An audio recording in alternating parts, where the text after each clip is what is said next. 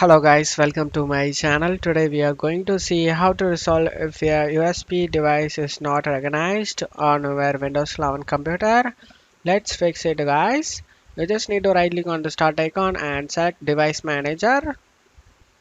And now you just need to expand the universal serial bus controller. And now you just need to right click on your generic USB hub and select the update driver. Select browse my computer for driver. Select let me pick from a list of available driver. And now you just need to select the generic hub drive from the list and select next. And now you just need to click on close it off here. Close it off here. Now go to search menu and type control panel. Click on open it. Click on this view by two large icons and select power options.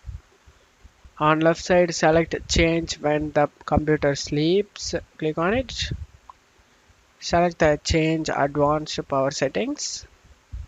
Click on this drop down USB setting and click on this plus icon in USB selective suspend setting and select this setting to disabled and select apply and OK for save changes. Close it off here. Now you just need to go to search menu and type cmd.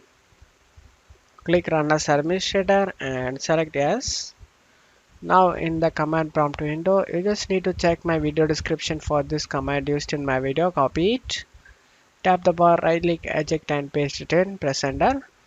This is file checking utility scan guys. This command will help you to fix corrupted files in your computer.